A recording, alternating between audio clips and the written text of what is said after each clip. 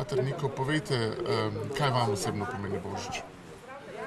Meni osebno vse, kar je povezano z življenjem, pomeni ogromno. In Božič je to. Rojstvo, ker ne samo, da je to življenje. In mislim, da nas nagovarja, da za vsako ceno tudi spoštujemo življenje. Posebej neboglenih otrok. In od njih se ogromno lahko učimo. Ker mi zelo hitro pozabimo, da smo bili enkrat otroci. Otroci nas pa vedno znova spominjajo na to bistrost, iskrenost, čistost in to, kar v svetu pogrešamo. Smo na nekem družbenem razpotju. Božič simbolizira neko novo upanje, novo rojstvo.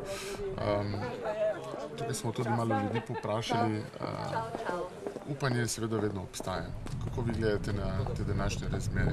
Božič v tem kontekstu?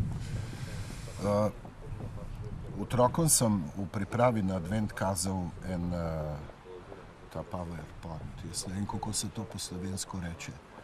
Ampak govori pa o 4 svečah. 4 sveče gorijo. In prva pravi, jaz sem življenje. Ljudje ne spoštujejo življenja, nima smisla, da svetem. Ugasne. Druga pravi, jaz sem ljubezen.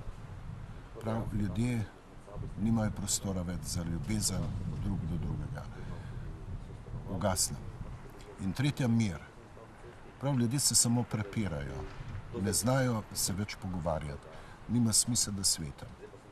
In ugasne. In v tistem pride v to temo, kjer samo še brli 4. lučka, otrok, objokan, prav, bojim se teme. In takrat pravi ta 4. svečka, prav, lej, jaz sem pa upanje. Dokler jaz gorim, bova lahko prižigala tudi ostale 3. Zanimiva misel. Božič je bil včasih prepoveden praznik, še ne dosti nazaj, pod drugim sistemom. Kako se vi spominjate na te čase? Jih pogrešam. Jaz se spomnim doma v Kranju, to je bilo delavsko mesto, smo šli kot majhen otroc k polnočnici, starši pa so nas ustavili na vhodu v mesto, policaji in češ, da tisti starši, ki grejo z otroki, da ne smejo iti k polnočnici. Naši starši so šli malo nazaj, po drugi poti čez Kokro in čez viseč most k cerkvi. So se znajdeli. In mislim, da je bilo to dobro. Ker takrat ni bilo tako zmaterializirano. Po tej plati res. Danes je pa izziv za vse nas, kaj nam pa Božič pomeni.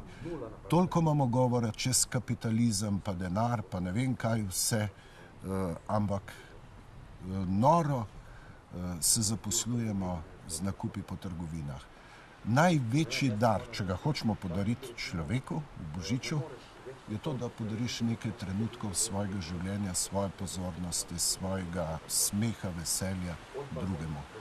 Nobeno darilo tega ne more poplačati.